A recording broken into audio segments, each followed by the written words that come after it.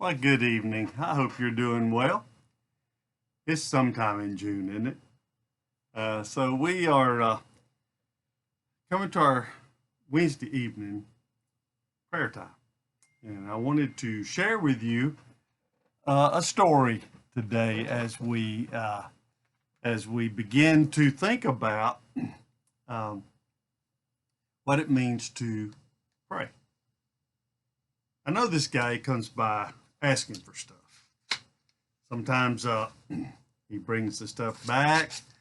Sometimes he does not. And I know what some of you are thinking. Oh, I know that guy. He comes to my house too and he borrows stuff and I forget he's borrowed it and I never get it back. Sometimes he says thank you. Sometimes he gets so excited over what he's borrowed that he doesn't. And sometimes he just takes it and leaves quietly.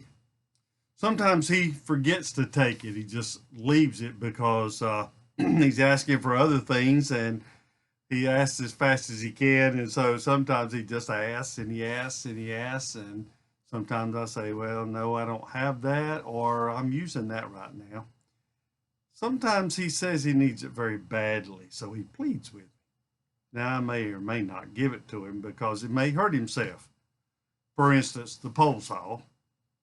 You know, you don't climb up on top of a ladder and use your pole saw because you know what the Murphy's Law is. You cut a limb down, it's going to hit the ladder you're standing on. Only in cartoons does the tree fall and the ladder stay on the limb you just cut off, right? Sometimes he wants to borrow my climbing gear. Now, he don't even know how to tie a knot. But I say, no, you can't use that. It's too dangerous. He asked for my jacket one time. I wear an extra large. He wears a small. He wanted to borrow my boots one time. His feet are so big he has to put his pants on over his head. And I said, no, those boots won't fit you. You don't really need them. Sometimes he gets mad, as in the case with the boots, and he left. And I thought, well, I don't guess I'll ever see him again. He won't ask for anything else. But it didn't take him but a day or two. He came back and he wanted more stuff. Did I get tired of it? Yeah. I ran into a friend of mine who knows this guy. He said the guy told him that he and I, meaning the guy who borrows stuff all the time, are the very closest of friends. We talk often, know each other well. He says, there's nothing that I, meaning me, won't do for him, meaning the borrower, because we are very tight. I told my friend, I don't know if you would call us friends or not.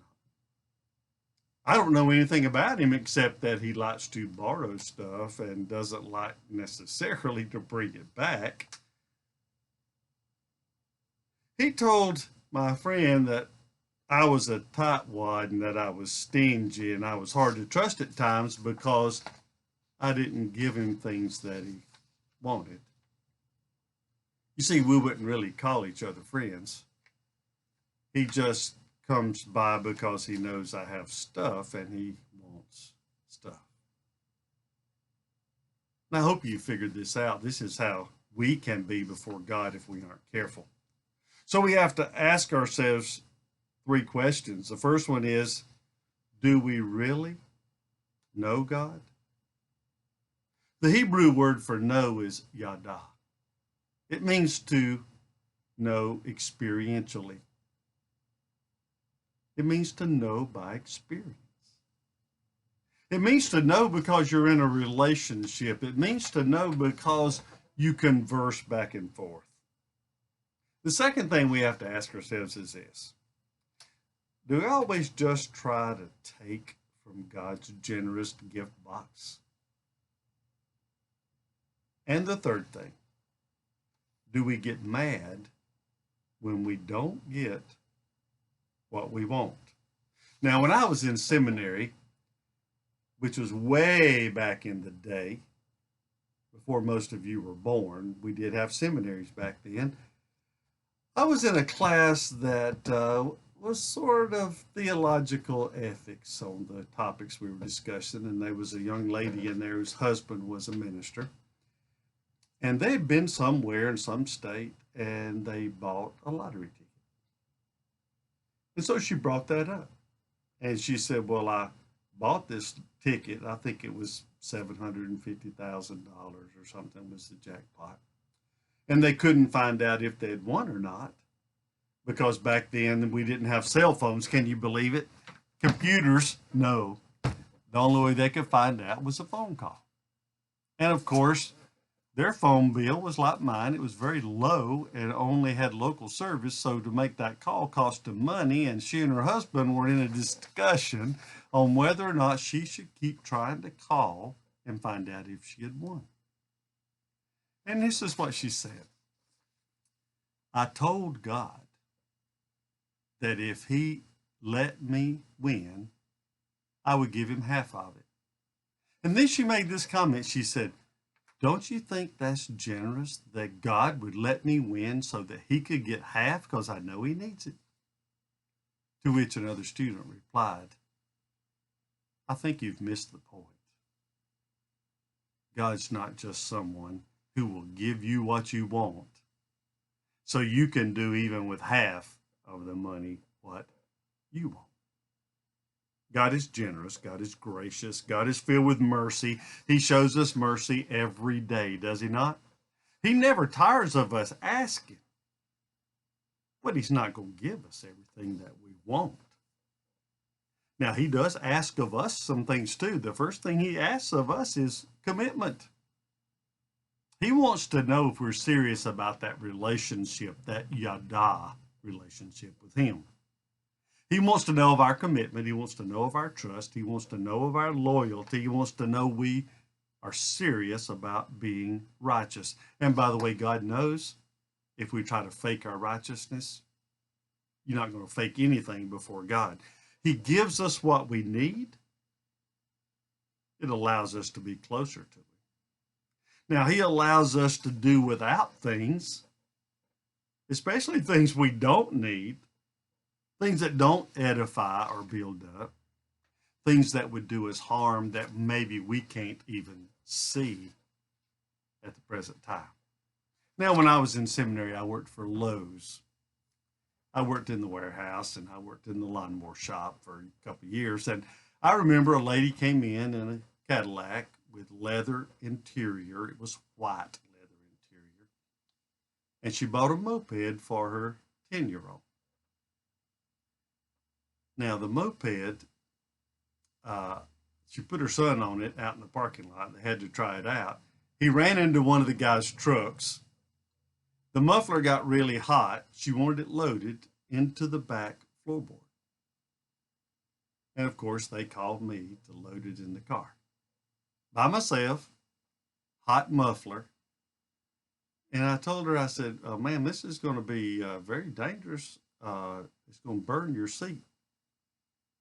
And so she finally decided that I should put it in there anyway. And she got a piece of cardboard to go between the muffler and the seat.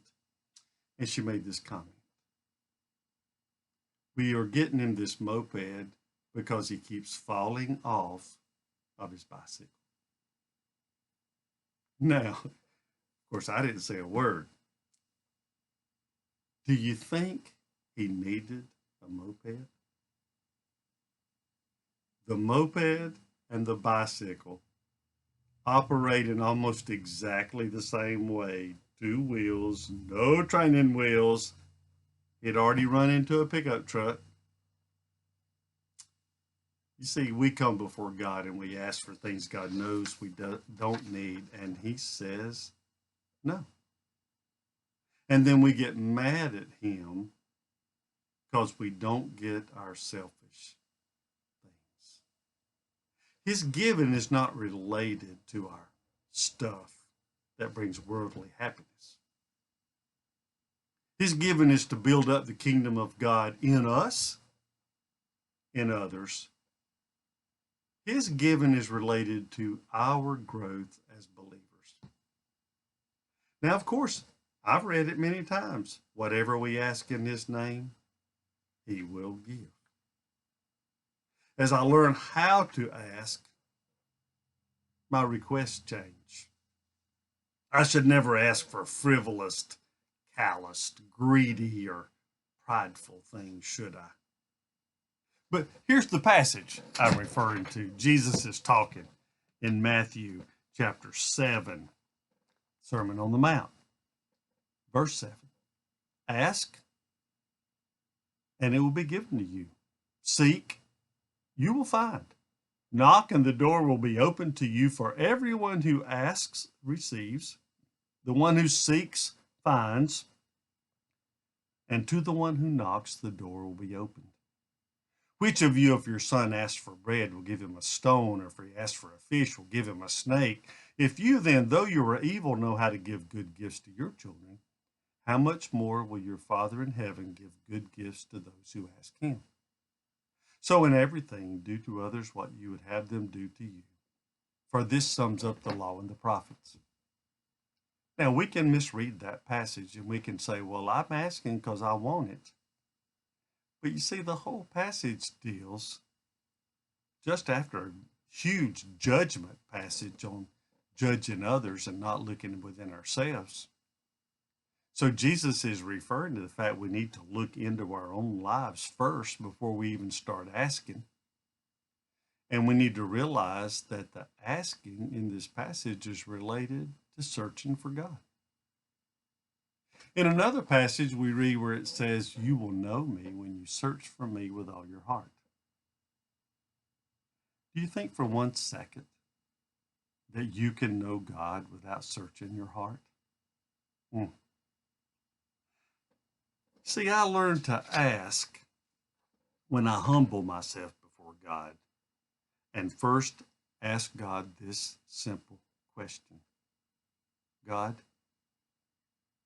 what do I need? Now, when you ask him that, you need to be willing to accept what he tells you. Because he may say what you need is to become broken. What you need is to lose everything you have because you are so prideful.